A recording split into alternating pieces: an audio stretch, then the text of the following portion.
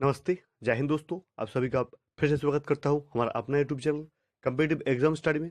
जैसे कि आप लोग जानते हैं, इस चैनल में कोई भी कम्पिटिटिव एग्जाम के प्रिपरेशन, सिलेबस, पैटर्न्स और डेली करंट अफेयर्स की पूरी जानकारी मिलेंगे। दोस्तों, जिन लोगों ने अभी भी हमारे चैनल को सब्सक्राइब नहीं किया, जरूर जुड़िए हमारे साथ, हमारे चैनल को सब्सक्राइब और बेल आइकन को प्रेस करना। तो चलिए दोस्तों, शुरू करते हैं आज का डेली करंट अफेयर्स का टॉपिक 14 नवंबर 2020 का।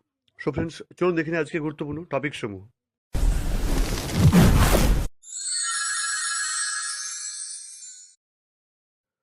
ফ্রেন্ডস, আজকের প্রথম প্রশ্ন, 14ই নভেম্বর কি দিবস হিসেবে পালন করা হয়? 14ই নভেম্বর কি দিবস হিসেবে পালন করা হয়? তো চলুন দেখে নিই অ্যান্সার। তো অ্যান্সার হয়ে যাবে বিশ্ব ডায়াবেটিস দিবস। হ্যাঁ ফ্রেন্ডস, বিশ্ব ডায়াবেটিস দিবস হয়ে যাবে একদম সঠিক উত্তর, অ্যাজ 14 নভেম্বর। চলে যাবো আজকের পরের প্রশ্ন, ভারতের প্রথম চন্দন কাঠের মিউজিয়াম স্থাপিত হতে চলেছে কোথায়? ভারতের প্রথম চন্দন কাঠের মিউজিয়াম স্থাপিত হতে চলেছে কোথায়? তো চলুন দেখে নিই অ্যান্সার। তো অ্যান্সার হয়ে যাবে কর্ণাটকের মহীশূর শহরে। ফ্রেন্ডস, কর্ণাটকের মহীশূর শহর হয়ে যাবে একদম সঠিক উত্তর। চলে যাবো আজকের পরের প্রশ্ন, 3 নম্বর প্রশ্নে। আই অ্যাম নো মেশিয়া শিরোনামে আত্মজীবনী লিখেছেন কে?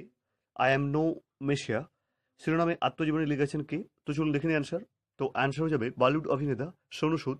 ফ্রেন্ডস, বলিউড অভিনেতা সোনু সুদ হয়ে যাবে একদম সঠিক উত্তর। চলে যাবো আজকের পরের প্রশ্ন, 4 নম্বর প্রশ্নে। গুরগাঁওতে প্রজেক্ট এয়ার কেয়ার লঞ্চ করলেন কোন রাজ্যের মুখ্যমন্ত্রী? গুরগাঁওতে প্রজেক্ট এয়ার কেয়ার লঞ্চ করলেন কোন রাজ্যের মুখ্যমন্ত্রী? তো চলুন দেখে নিই answer.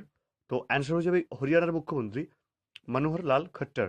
Friends, state of Haryana prime minister Manohar Lal Khattar হয়ে যাবে একদম সঠিক উত্তর। চলে যাবো আজকের পরের প্রশ্ন, 5 নম্বর প্রশ্নে। সম্প্রতি 73 বছর বয়সে মারা গেলেন আসামের প্রাক্তন মুখ্যমন্ত্রীর নাম কি? সম্প্রতি 73 বছর বয়সে মারা গেলেন আসামের প্রাক্তন মুখ্যমন্ত্রীর নাম কি? তো চলুন দেখে নিই অ্যান্সার। তো অ্যান্সার হয়ে যাবে সঞ্চামন লিম্বু। হ্যাঁ ফ্রেন্ডস, সঞ্চামন লিম্বু হয়ে যাবে একদম সঠিক উত্তর। চলে যাবো আজকে পরের প্রশ্ন, 6 নম্বর প্রশ্নে। নিউ দিল্লির জওহরলাল নেহরু ইউনিভার্সিটিতে স্বামী বিবেকানন্দের মূর্তি উন্মোচন করলেন কে? নিউ দিল্লির জওহরলাল নেহরু ইউনিভার্সিটিতে স্বামী বিবেকানন্দের মূর্তি উন্মোচন করলেন কে? তো চলুন দেখে নিই অ্যান্সার। তো অ্যান্সার হয়ে যাবে নরেন্দ্র মোদী, বর্তমান ভারতের প্রধানমন্ত্রী নরেন্দ্র মোদী হয়ে যাবে একদম সঠিক উত্তর। চলে যাবো আজকের পরের প্রশ্ন, 7 নম্বর প্রশ্নে। করোনা ভাইরাস ছড়ানো রুখতে পাবলিক ক্ষেত্রে ধূমপান নিষিদ্ধ করলো কোন সরকার? করোনা ভাইরাস ছড়ানো রুখতে পাবলিক ক্ষেত্রে ধূমপান নিষিদ্ধ করলো কোন সরকার? তো চলুন দেখে নিই অ্যান্সার। তো অ্যান্সার হয়ে যাবে তুর্কি সরকার। ফ্রেন্ডস, তুর্কি সরকার হয়ে যাবে একদম সঠিক উত্তর।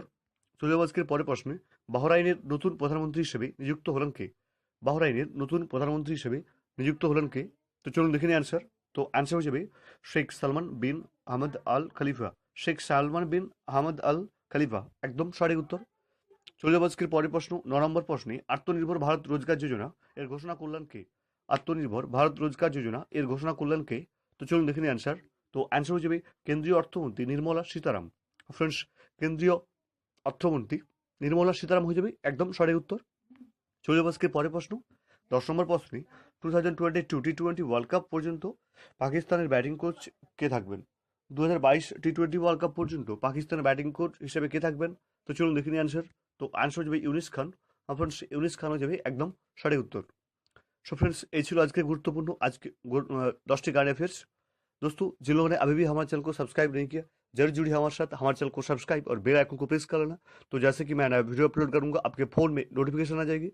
और इस वीडियो को अच्छी लगे तो अपने दोस्तों के साथ, जो बंदा अभी कम्पिटिटिव एग्जाम का प्रिपरेशन ले रहा है, उन लोगों के पास भेज देना। तो आज के लिए इतना ही दोस्तों, फिर से मिलेंगे दोबारा दूसरी वीडियो लेकर। अलविदा।